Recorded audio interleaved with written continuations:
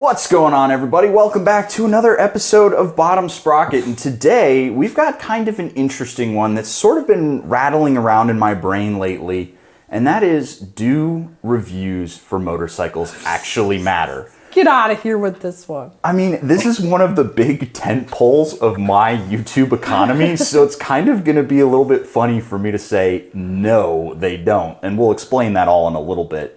But essentially, everybody out there makes reviews on motorcycles. But at the end of the day, you see a bunch of people in the comments who are like, oh, this review doesn't matter for XYZ reason, or, I'm still having really a lot of fun with this bike, even though this guy says it sucks.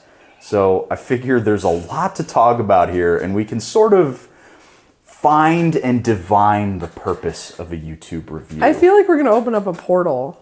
I feel like you're Pandora's box topics of podcasting, which I enjoy, but I'm a little worried that we're going to walk away from this conversation being slightly disheveled a little bit, maybe a little depressed. That maybe we're kicking the beehive too and pissing off everybody online. Right, and maybe our audience too, because we have a lot of experience in what goes on in the back end of motorcycle reviews, how they get made, how different people make them, how we make them or you make them. Yep. And the audience doesn't usually get to see that or hear that. They just get the review. So let's dive on in. But first, let's roll the intro.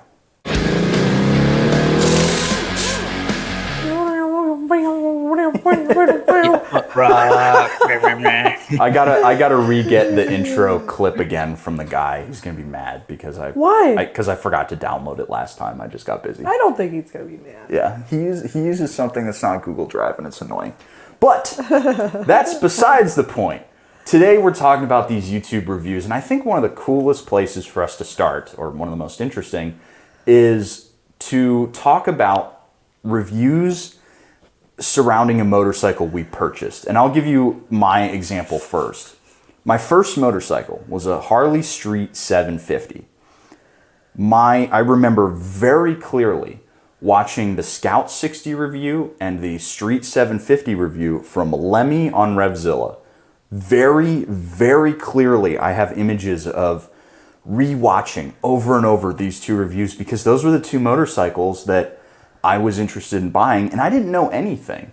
And I ended up getting the Street 750, not necessarily because of the review, but because I knew it because it came up as a suggested video after watching the Scout 60 review.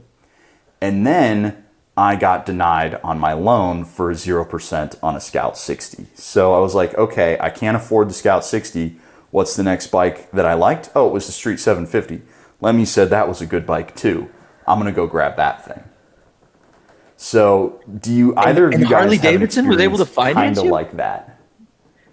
Josh, You said Harley Davidson was able to finance you when Indian couldn't? Go figure. Yeah, no, Harley is really good at financing people, and honestly, my credit wasn't bad. It was a 748. I needed a 750 to get approved for the 0% for the life of the loan. So they denied me over 2 points on my credit score. If you ever lived in Baltimore, you dealt with this shit too. You'll get a utility bill that says, because your credit score, no joke, this was mine. Because your credit score isn't above 805, you have to get plugged into this different utility program because it's just generating whatever your credit score is. It just made it up? It just made it up. It says, no, we can't approve you for that loan because you're 2 points below what? Yeah, because I saw it on the sheet and I was like, guys, it's 2 points. And they're like, well, our hands are tied. We can't do it. No, that's a scam. Yeah. That's BG&E. Shout out BG&E in Baltimore. They're going to put whatever your credit score is. Mine at the time was 805 or whatever. They're like, since it's only 805, you have to go into this derogatory program. And 805, 850 is the best you can get, right? Yeah.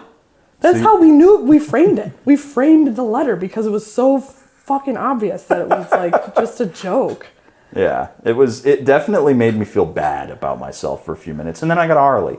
And as Josh said, Harley Davidson, they'll finance you if you got a pulse. That's what they can do. Absolutely. That's the beauty of them owning Eagle Mark Savings Bank. They have their own financing team. So definitely a benefit. But Yeah, do you have any review? Because I remember back in the day, let me know if this is correct, but you got an SV650 because of videos that Yami and I made over on the YamiNoob channel, right? Yeah, I went to one of those videos and I just grabbed the two S tier bikes. I think it was MT-07 and SV650 for a beginner.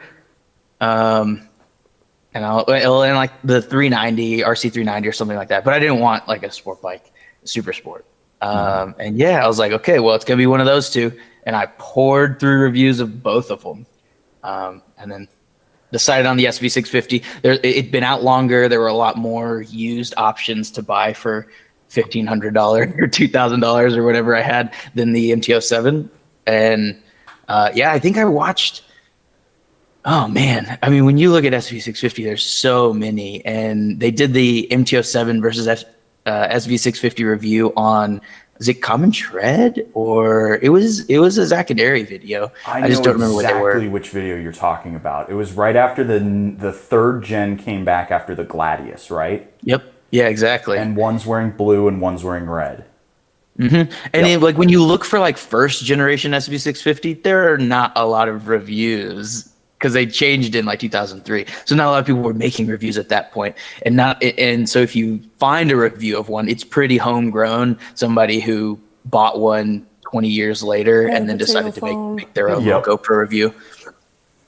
So, but yeah, I mean, I was sold on it. I was like, I love the sound, I love the look of it, and I can see a handful of them on Craigslist that I can afford. So that's all I need. I'm about to blow your guys' mind. Can I guess?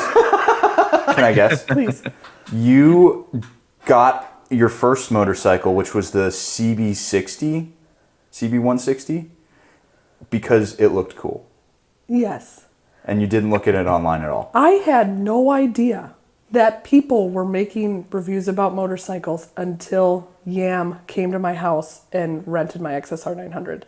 Really? I put it on the TV because it was like, why does this guy have this many followers on Instagram? Why is he saying he's going to make a video with my bike? I was so confused. I was like, I was like a little nervous. And I like pull up this stuff and I stood there like a caveman watching. I was like, people talk about bikes and then they put it on YouTube, because when you do come from, at the time, retro aesthetic motorcycle planet, you're like, what the fuck is YouTube? You're like, I don't even, you're barely on that as it is. Right. Whereas you guys are like making calculated decisions and research before you make a big purchase, where I'm like, ooh, does it give me a boner? Okay, great. That's what I'm going to buy. But it blew my fucking mind. I had no idea that people talked about fucking bikes and put it on a platform. It just for other people to watch somebody talk about bikes. What are you talking about? I was, my whole life was flipped upside down because of that.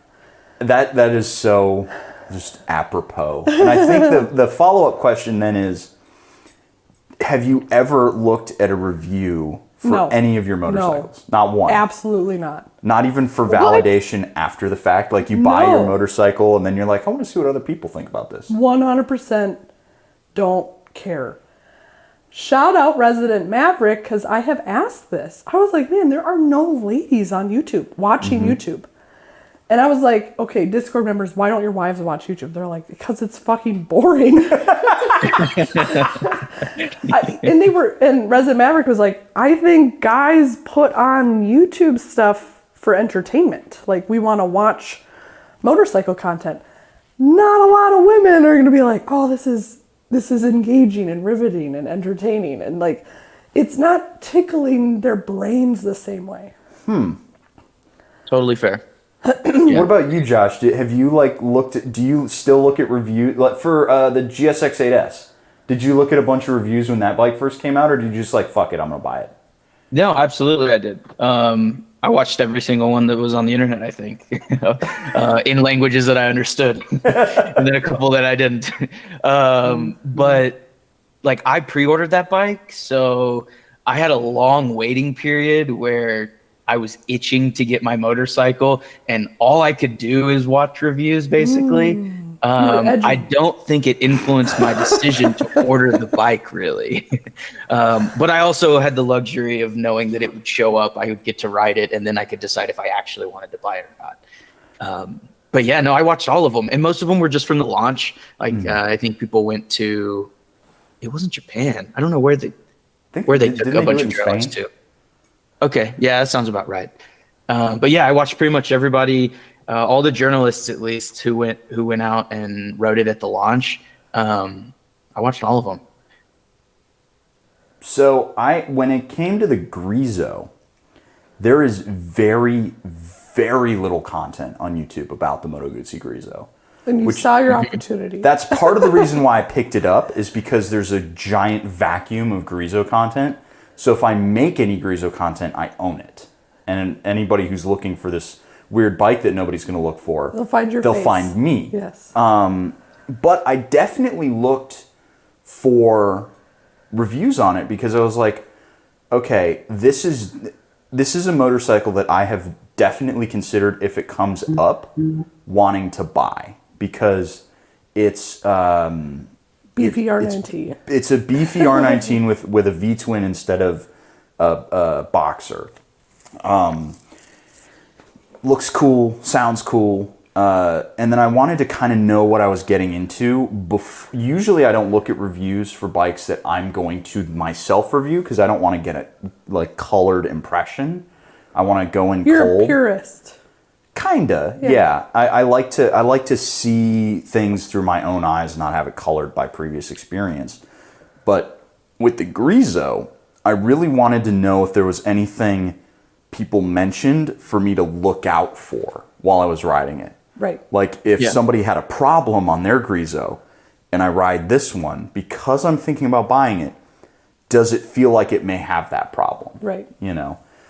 So in that sense, I was using it very analytically. But I also, I will watch reviews for bikes I don't have any interest in, which is weird. Like, Zach will make a daily rider on a Versys 650, and I'll just put it on in the background and listen to him. That's what Resident Maverick stuff. was talking about. Like, it's a soothing lullaby to you. But part of it for me is also research, because Zach Kortz is the guy who I look at as like, if anybody is my YouTube idol, it's Zach Kortz.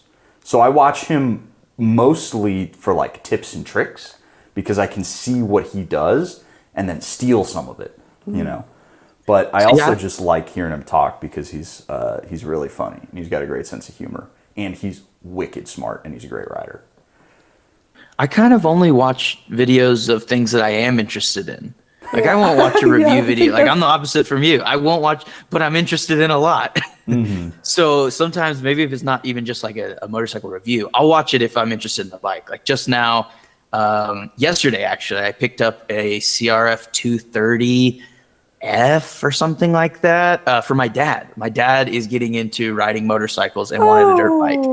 And so I was, and I know what trail bikes are. He doesn't want a track suitable like competition 250 or 450. He wanted something a lot more mellow. And so we got this bike, but I wanted to see like all of the different trail bikes and how people were reviewing them. And I'll totally watch that stuff. I'll also watch like trail reviews or like people riding, like touring in different areas, because I want to get inspiration for that. But it still is something that I'm hyper interested in and want to kind of attain for myself. And I've done that with things other than motorcycles before I became like into motorcycles. I did it with like smoking meats, or interest in firearms or things like that. Like I just default to YouTube, because you can consume so much information kind of effortlessly. So let me ask you guys this. What is, and this is going to be interesting to hear Whitney's take on this, because I kind of think I know what Josh is going to say. What makes for your ideal review? If you're going to look at a review, and is it somebody riding the bike? Is it somebody sitting next to it talking about the specs? Do you want the experience of riding it? Do you want the sound? Do you just like, I know people make those exhaust clips where it's, you know, just a bunch of fire emojis and raw exhaust via BMW S1000 RR full Acura. And that's their review of them like going through some twisty road in Germany with just the loud exhaust sound, just to kind of get the experience and get people excited for the sound of riding the bike. Or do you want the like super analytical thing, or do you just not care?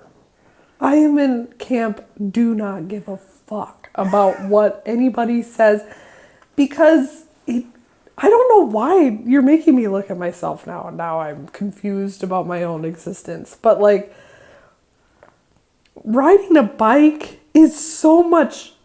I always come back to the fucking Honda Hornet and the RS. Somebody brought that up again. They're like, well, you need to talk about why you don't want to ride the Z900. And I was like, stop with the Z900 RS shit. I hate that bike. It's soulless and hollow and empty, and it's fine. But it's nothing I would spend my money on. But if you watched this video of shaking its Z900 RS titties everywhere, but then you got on it, you would be so bummed. Yeah. I don't know. Like, I just don't want to hear or see it. Are you bummed about that bike in the context of the R9 or of the 919? No, I'm bummed about that bike existing. Like, because I've ridden way more fun bikes in that engine. I think it's so fun. I love that bike. It's fast. It's fine. It's fine. Yeah, right. It is just motorcycle, and it's fast. It's fast motorcycle, but Is it's it kind of heavy, fast? long wheelbase. Yeah, it's quick. Heck yeah. It's no quicker or slower, I think, than the Hornet. I've never ridden one, so true. Did you never ride the Hornet back in the old Yamanube days? Nope. Dude, that bike rips. We got to get, next time you're down here in Austin, you got to get on my Hornet. I'd love to. Yeah. But I don't know. Like, maybe that's showing my gender. It's like, I see it. Mm-hmm. Let's take it for a test ride. What somebody else thinks about it, I don't know. Interesting. What do you try to get out of reviews, Josh? When you're looking for it, what makes it a good review? So I think my peak expectation for a review is not necessarily realistic, and it's definitely not out there for most bikes. But when I think of like the best review I've watched, I think of Fort9's Tenere 700 review. Yep, I know exactly what you're talking about. And I mean, it's technical. There's great writing in it. There's great cinematography in it. There's like really unique points that I would never even consider looking at the bike. Like when he talks about the geometry of the swing arm and how that affects its performance as an adventure bike. That's peak review for me. It's very satisfying. But I don't think, that's like, we see how many Fort9's able to get out, and it's not, we don't have Top Gear going around for motorcycles, like making these incredible reviews for everything. But I think below that, the standard that I hope for is the Daily Rider. Like the Daily Rider is so satisfying. It's everything that I want about it. I get to look at the machine in the beginning. I get community feedback at the end and what questions most people and normies are asking. And then I get Zach Kortz, who's like incredible on a motorcycle and an incredible presenter. So, and it's, you can film that in a few hours, right? That's much more realistic for someone with talent to make.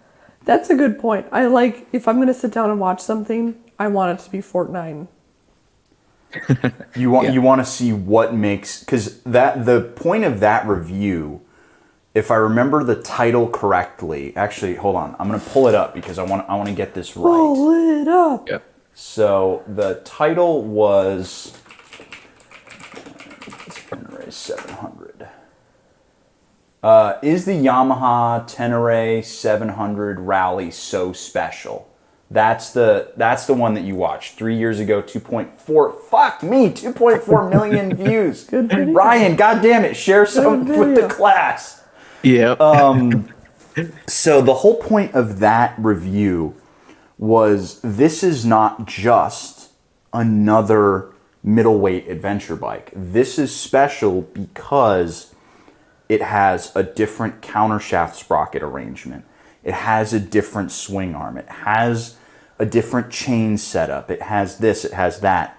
There's a lot of that technical detail that, like, this is why this bike is different from the rest of the crowd. It had very little to do with the actual riding experience of the video, or of the bike. It had very little to do with the actual specs of the bike. You know, he mentioned it, but that wasn't the point. The point was not the riding. The point is, this is what makes this bike different, you know? And there is definitely something there that, but not every bike is different, you know? Exactly. Yep. Some bikes are just Fun. motorcycle. It's a motorcycle. It's fun. Most of them are getting that way. You know, Yeah. especially when you ride the really fancy ones. You're like, yeah, they're all It's- excellent. That's a motorcycle. That's what a motorcycle does. Your video is not going to perform very well if you title it "Does this go down the road?" Like, Yeah. it's like people want to know what's great about something, and if it's not great, then we're grasping for straws. Yeah, then it's like, what's the point of making this video? Speaking of which, Yeah, so now we can talk about when we make our reviews, because we all have done review videos. They're basically the bread and butter of my channel. You do them occasionally. yeah. And then Josh, have you done specific reviews for like G-Force or anything like that? Not for G-Force, no. I've done them at Yami Noob. I did a handful. But Yeah, you definitely did some. I remember you did the Royal Enfield launch for the Scrams. Yep. And then you did a couple of other bikes here and there. So the way I always structure my reviews is very much similar to Daily Rider, because again, Zach Kortz is the guy I point to and I'm like, best in the business, how do I make his thing mine? So I have twisty roads, I have highways, and then I have a wrap up. Each one separate vlogs, each one separated by specs and my pros and cons, and then I do a Discord Q&A. So I try to bring in all the elements, but mix it up and do it a little bit different, so you're seeing more of just the bike. You're actually getting the specs delivered at you. You're getting some raw riding experience, and you're getting all of this stuff. And I cram that all into I try to get it around 25 minutes. I pity Joe, Great Egret, the editor, who is going to be doing the Super Duke review. Joe, if you were watching, sorry, there's a lot of video in that one to get edited down. I know you know that pain. Oh, God. Because Whitney used to edit some of those for me. I was like, cool, it's only 40 gigs. Thanks, Jay. God, what an asshole. But then I also will, when I don't do the big day in the saddles, I also am like, I just want to go ride this bike. Why is it cool? And I did that with the Moto Guzzi California. It was this weird cruiser that doesn't exist anymore, and my angle was, this should still exist, and here's why. And that's kind of, with much less production quality and much less planning and writing, the kind of Fortnite idea.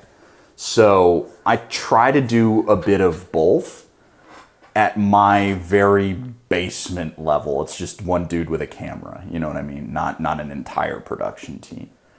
And I really like that style because I give everybody the content that I would want to watch in a review. I want to see riding, I want to see specs, and then... But does it matter? Does it matter? But does it matter? I honestly think I have structured my reviews for people who just want to watch a motorcycle video. Somebody who just wants to watch a motorcycle video. They're not necessarily interested in watching the Super Duke R review. I think people are coming to that review to hear what I think about that. And the point of the video is not the Super Duke R. The point of the video is, what does Spite think of the Super Duke R? You know what I mean? Right. And so I it's think like it's the Ouroboros is eating its tail here, you know? It's less the review and more the reviewer's review, you know what I mean? Does that make sense? Yeah, no, that totally makes sense. I think if we just have one review of a bike, like we say no one wanted to make reviews because Zach Kortz was doing such a good job, and they're like, it doesn't need to be done. Like, then it's not really worth it. But like, if we have a bunch of people all doing the same thing and giving their opinion when everyone has different experiences on a motorcycle, different opinions of what they should be and how they feel, then you can find creators who likely are going to like things that you like. And then it becomes super valuable to you, because then if you follow them, then you can get a much more accurate sense of what that bike's going to feel like when you ride it. Whereas like some creators will make them just for entertainment purposes, for like views and clicks, and it might be inflammatory. And that's detrimental. I think that's a lot worse to motorcycle reviewing than someone just going up there and being like, this is the type of rider I am, and this is my opinion on this motorcycle, and this is what it makes me feel. And that's not going to be like the wholesale opinion for every single person, but like that's totally okay, because in my opinion, it doesn't matter how well reviewed a bike is, it matters how much you enjoy it, right? I think that's probably where we're going with this, is that they matter. Reviews matter if it kind of helps you understand what your experience is going to be on that bike. But what ultimately matters is not how well reviewed a bike is, but how much it excites you and how much fun you have riding it. Until it breaks down and you have to take it to a dealership, then you should know that before you buy it. You dum-dum. But you don't even care if the motorcycle is going to break down and you have to take it to the dealership. It's not going to break down. It's 2023. It'll break down 12 years from now, maybe. Yeah. KTMs are kind of bad. I get so much heat whenever I talk about and review CF Motos or Moto Marinis or any of the like Chinese bikes, and people are like, "Oh, it's Chinesium, terrible quality, the reliability's garbage." I'm like, guys, no, it's not. So to give you an idea, my Hawk 250 is sitting out in the garage, and it has had its problems, but the problems are not to do with the motor, because it's the Honda clone of the CG, and the CG is perhaps the most reliable motor ever made. Air-cooled single-cylinder push rod motor with a single cam. It does not get any simpler, and every single problem I have had with that motorcycle has nothing to do with the motor. It's the electrical components, or it's the crash that it had, because it suffered a crash, which bent the forks and broke a bunch of stuff. That's where the issues arise, not with the bike actually is going to break down. You know what I mean? I think there's been more issues with the Pan America than there have been any CF Moto bikes. Ooh, shots fired. It's true, though. It is. The reliability aspect of a motorcycle is something I don't think anybody can actually really get in a review unless they've had it for a year and a half. And that's, I think, one of the biggest flaws with reviews on YouTube is they're one person's day with the motorcycle. And that's, I think, why I chose the title Day in the Saddle. I'm just riding this for a day. I don't experience it for a month. I don't experience it for a year. If the bike breaks down during the day, then there's something perhaps deeply wrong, but it's more, that issue is going to be more linked to that motorcycle versus the entire line of, say, Super Duke Rs. If that Super Duke I rode had exploded, not every Super Duke is gonna explode. It's just gonna be that one had a problem, you know? And you're never gonna get that aspect out of it. And I know some people crave it because they're looking at motorcycles very differently than we do. Because we look at motorcycles as, you know, two-wheeled therapy sessions and fun experiences and toys and business stuff. But a lot of people are like, this is going to be my vehicle for years, you know, and we can't speak to that reliability. Right. And so I see it all the time in my comments. Reliability, reliability, reliability. And to your point, it's 2023. Every motorcycle is reliable. Yeah, and if you just bought something and it's not working, then you can just bring it back. I mean, you're not going to be thrown out on your ass. like warranties are actually really good now, and Yeah. dealer networks really are not an issue unless you're dealing with something that's a really complicated motorcycle, like maybe an MV Agusta. But you know, my Guzzi needs its valves adjusted every 7,500 miles. Are you gonna do that? Yeah, I'm just gonna pop the heads off and take a look. It's right there. It's push rods. It's right there. As long as they're like the little like nut style valves, you know the like valve tappets that have the nut adjusters. Easy peasy. I was about can to do say that in every 10 minutes. 7,500 miles. I'm like, you're not bringing that in. That's too much. So let's bring this back to macro. We're getting into the 32nd minute here. Do reviews matter? What do you think? In terms of global climate and world peace, they don't matter. But in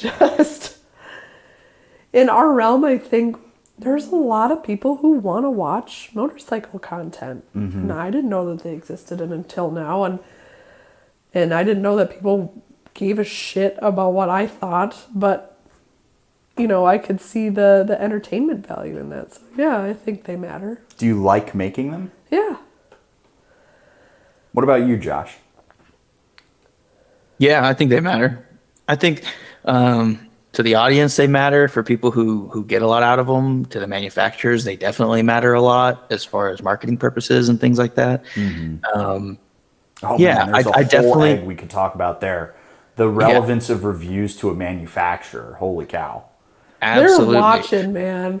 They are watching. They watch you, and you're like, ooh, oops, okay. And some brands, you don't cross them. Ducati will cut you off if you don't play nice with their bikes. Ducati will leave you like a soggy biscotti on the side of the road, man. They do not give a fuck. It's like crossing the mouse.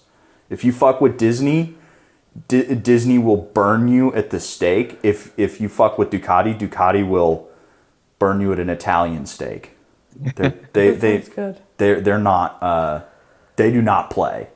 Yeah, but other brands are very like warm and accepting, like Royal Enfield or Harley Davidson. I think both of those brands are pretty open to a wide perspective of opinions on their machines. They look for fairness and those types of, they're not going to fault you for having an opinion, but they just want you to be kind of fair. I think that's actually really cool to point out, because I was talking with one of the guys at Harley Davidson when I was at the Street Glide, Road Glide ST launches in Indy and Arizona. And we, at Indy Motorsports Ranch, I was talking with this guy. We were driving back after having a couple of drinks. I talked to Brad Richards, who's one of the, I forget his actual title, but he's very high. Whenever you see one of those Harley Davidson big productions that they put out twice a year or whatever, Brad Richards is in it. He's one of those guys. And he was at the launch, and I was talking to him, and I didn't realize who he was at the time. But later in that night, after having a couple of beers, I was talking to my guy, and I was like, hey, so I enjoyed this motorcycle. This bike is awesome. I like it. But what if I didn't? What if I had big problems with it, or I didn't enjoy my time on this bike? It's like, that's fine. As long as your review, when you make it, it says that you didn't like it for, it felt just like any other Road Glide because it's the same seating position, it's the same fairings, but it handled better because it's got better suspension. I was like, yeah, I mean, that's kind of what we're dealing with here. It's a bigger motor, which is fun, better brakes, better suspension. And he was like, yeah, that's what the bike is. And he's like, if you don't think that that's enough to justify that motorcycle, that is a completely valid point. And they welcome that kind of thing. And that was really awesome to hear. And it also helped me contextualize what I talk about on a review, where I'm very clear, this is my opinion. I also talk about that in the news. We're going into speculation here. This is my opinion. We're getting away from the meat, and I'm just being like, this is what I would want, you know. I'm a little mad that Royal Enfield had their launch for the Super Meteor here in Texas, and we didn't get an invite. Do you have? Yes, yeah, I've talked to the Royal Did you Enfield ask people. why? Who got to go? I don't know. I don't know if they're doing a separate one for like Maybe this motovlog was just people. Was it just journalists though? It might have been just journos. I feel like sometimes they'll separate just journalists from Yeah. content creators. I'm hoping that I get one because I really want to cover it. It's such a cool bike. Royal Enfield, why you do me dirty? Come on, man. Dude, just Yeah, set it let's up and let's say- talk about who your contacts are, because I know they changed their marketing director like a year ago. So Gotcha. yeah, the team has changed up a little bit, but I still have some contacts. Sweet. Okay, well, get with Josh. Good to know. Yeah, I'll Get get with Josh. and go. And then Royal Enfield, you won't have to make me sad anymore. Don't make him sad. But to kind of like round out my thoughts here, I think that the review matters, but I think the reviewer matters more than the review. I think that if you're going to look at a review, it's more important to understand who is reviewing that bike and why. Zach Kortz, we know, is an industry journalist, riding forever. He did it professionally. He still does it professionally. And he looks at bikes very differently than someone like you or I or Josh would. We look at bikes very differently, and you are more interested in, does that bike give you a soul boner? And somebody's going to hear that in your review and goes like, what the fuck are you talking about? It's does it make you feel things inside? Does it warm your soul? I will have a cult following of only people who get it. Yeah. And Not honestly, that appealing to, sounds like awesome. Having Yeah. just a tiny cult following that just absolutely gets and watches whatever you do is really cool. But I will look at a motorcycle for, is it fun? And does it make sense? How many motorcycles have you ridden that aren't fun? Versus 650. I know one, right? I mean, anything with that Kawasaki motor, which is going to be a little bit rough when the Moto I like the Marinis way come you out. say Kawasaki. Kawasaki motor. Kawasaki. You gonna ride that new hybrid or what? Yes. Oh my God, yes. I want to ride the hybrid so bad. Yeah, But- that looks very cool. Generally, I'm looking for, is it fun? Does it make me, do I enjoy my time on it? And does it make sense for what the price is? You know, do the specs match the price? Sometimes I look at the price and I'm like, there's a lot of cash for what you're getting. And sometimes I look at it and I'm like, this is a screaming deal. MT10 comes to mind. You're getting 1,000 cc, 160 horsepower, tons of technology. Now it's $14,000. Ooh, I've been meaning to ask you this. Would you buy an MT10 or a ZH2? ZH2.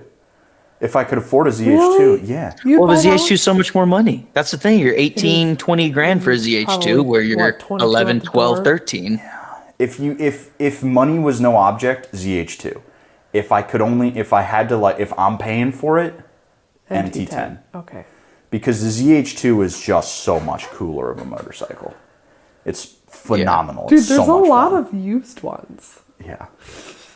Like, Whitney's going to get a ZH2 eventually. We've got a red one. You want a red one? You want how a red much? one? I don't know. 18, 17? I'm not licensed by the state to talk about prices of No. vehicles. Is it on your website? I'll go look on your website. It's on the website, yeah. Okay. You have to be licensed to talk about that stuff? Yeah. To talk about price, you have to be a licensed salesman. That's I mean, dumb. we'd be fine if I told you what the price of it is on the podcast, but like, I couldn't, broker a deal or anything. Whitney's Googling it right now. Force. I think it's about 17 right now. We have it marked down like $2,000. Nice. Well, what Oh, I want a green one. I don't like the red you want a one. green one? Yeah, it's 17. The green and black. 2023 though? Wait, is it new? It's new, yeah. Yeah. Yeah, brand new. So what is the most important part of the review for you, Josh? The Whitney is like the soul boner aspect. Is it worth? Yeah. Me, it's the reviewer. What's the most important part of it for you? Like the part where they just hold it wide open and then bang through gears. Yes, the Josh. Like that's Hansen. basically what I want. If I can Can find it a video squid? of that bike on an airstrip just banging gears, then I'm happy. That's the biggest like thing that I want. Maybe I should start adding that to my Day in the Saddles. A quick Wide can open. it squid section. Yeah, Chase has started doing it kind of. He does the 40 to 80 pull when he gets on the highway. And you know, I love him, but it's not enough for me. It's not fast I enough. was about to say 40 to 80. That's what we do when we get on 290. That's Yes. not really anything. Chase is being a good boy. Chase Yeah, is it's a sponsored good by boy. Law He doesn't. Tigers. Like He keeps it between the lines. And he also has a follow camera truck. So They got to keep up. yeah, With them. he'll lose them so quickly. Yup. Yeah. Well, with that, guys, I think we are going to wrap this one up. This was a pretty in-depth conversation about the state of reviews on YouTube and motorcycles. And let us know your thoughts down below. If you've made it this far, let us know what you value in reviews and whether or not you watch them just for the entertainment value or you actually are looking for that specific review. Will you watch a review if it's just in your feed, or will you only watch a review if it matters because you're looking for that bike? How many of our viewers are like this in the Midwest from October to March? I bet all of them. All of them. I bet you they're the whole cushion in every content creator's bank account is them being like, I just want to get on a bike. All the vicarious people looking to like Josh is going to be in a few weeks when it starts snowing up there. He's putting those. It's coming. I'm eyeing those snowmobiles a lot right now. Yeah. Can I come ride a timber sled? Yeah, we can set that up for sure. Yes. Definitely. Yes. Go ride a timber sled. That would be a ton of fun. And very cold. If I go ride a timber sled, you all need to thank me for it because it's very cold and I don't do You're the cold from anymore. the Midwest. Not anymore. I'm from Texas now. So yeah, let us know if reviews matter to you, whether or not that's something that you actually care about, and what you would want to see us do with our reviews in the future. Whitney's not going to change anything because she's like, you can't impose your own thought processes upon the Whitney universe. If somebody's got a good idea, I'm down to hear it. But For the most part, it for is. the most part, no. What if you take this to Milan? I'm like, I make $4 per video. What are you talking about? That sounds like fun, but yeah, right. On that note, guys, we'll catch you in the next one. If you made it this far, click subscribe. You will continue to enjoy these videos, especially as we keep upping our production quality. We're almost final with our setup. We're final-ish in terms of making sure everything looks and sounds good. Then we're just going to try to find a place that's not my office to film in because it's not exactly the coolest background. But regardless, we'll catch you guys in the next one. See you later.